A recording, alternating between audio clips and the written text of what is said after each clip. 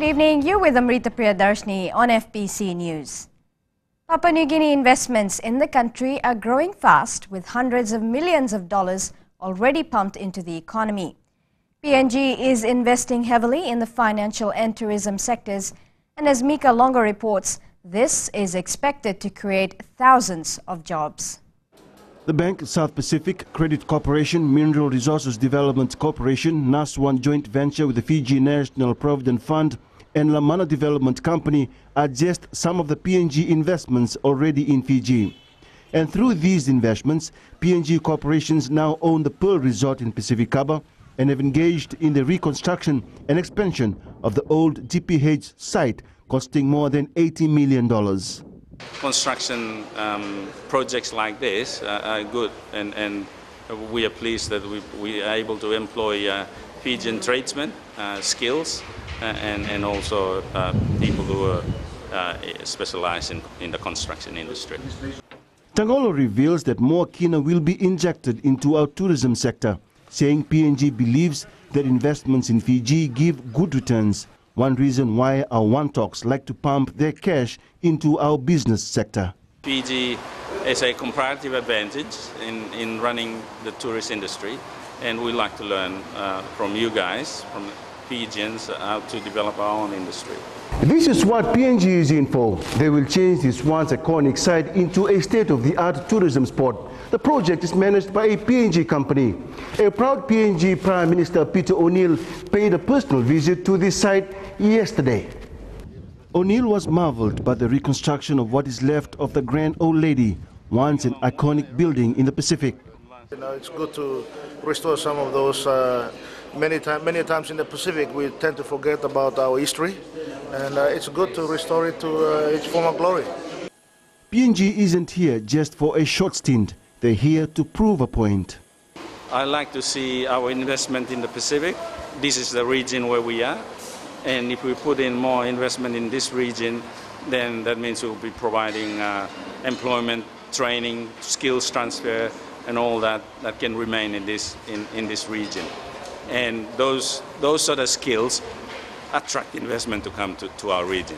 This project is already providing hundreds of jobs. Once completed, the new structure will cater for the elite multinational corporations, both locally and overseas, based on who is to hold meetings and conferences here. And of course, there will be accommodation. Mika Longo, FBC News. Water Authority Chief Opatea Ravai has reacted strongly to the failure of China Railway 5 Company to pay FNPF contributions to its local workers.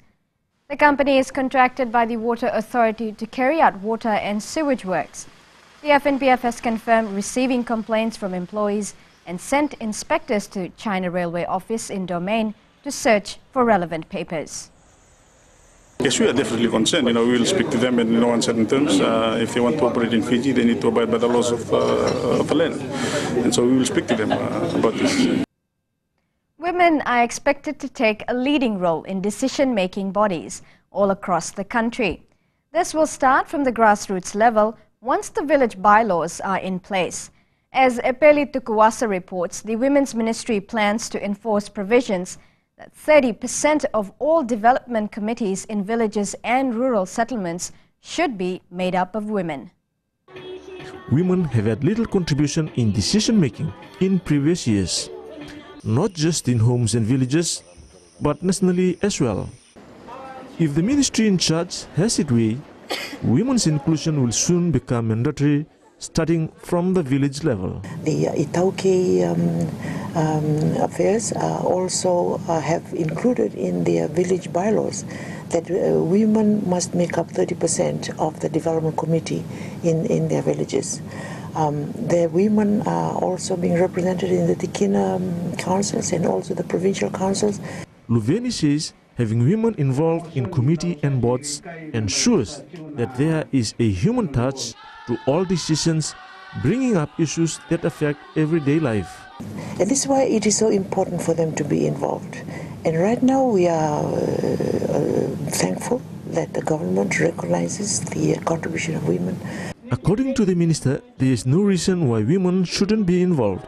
In many cases, they are the head of the family bringing in income and looking after the family. Women has the means, they have the means to alleviate poverty in this country. And to do that, they need to be recognized as a resource for the national economy. The minister has also encouraged women to come forward and stand in the 2014 general elections. Epeli Tukuasa, FBC News. The education sector can expect a boost in its budgetary allocations as the government moves to improve education facilities and services in the country. With modern development rapidly taking place in our world, the government can't stress enough the importance of a good education to meet the challenges that comes with it. Mika Longa reports. Opening this new kindergarten block at St. Agnes Primary School in Mbua is no better place for Prime Minister Vorengeng Bainimarama to reiterate the vision of its government, improving education from the little ones right up to tertiary level. He says there is nothing more important to developing mature, responsible adults and educating children in their early years. Kindergartens are the place where values that last a lifetime are learned. We don't have enough kindergartens in Fiji, which is why it gives me so much pleasure to be here today to help launch this one. It is more than a building, impressive as that is. What is more important is the skill and dedication of the staff, because we entrust them with the development of our young ones. Bainimarama thanked donors and teachers for the new kindergarten block, which he says is the first step to ensuring children having a better start in education. He pointed out the government's free bus fares, free textbooks and the food voucher program, which ensure that even the poorest can attend school without putting pressure on the family budget. This might seem small gestures to some people, but there are some of the things we have done as a government that has given me the greatest pride. The Prime Minister cut the ribbons of the new 70,000 kindergarten, stressing that our children need to be encouraged to stay in school to acquire the knowledge and skills that a modern nation needs. We will invest more in education.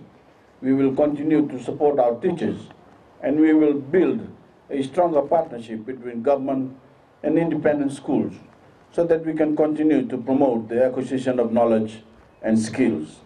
The missionaries of the Sacred Heart, Sisters of the Home of Compassion, overseas and local donors funded the project with assistance from the Army engineers who constructed the building. Mika Longa, FBC News.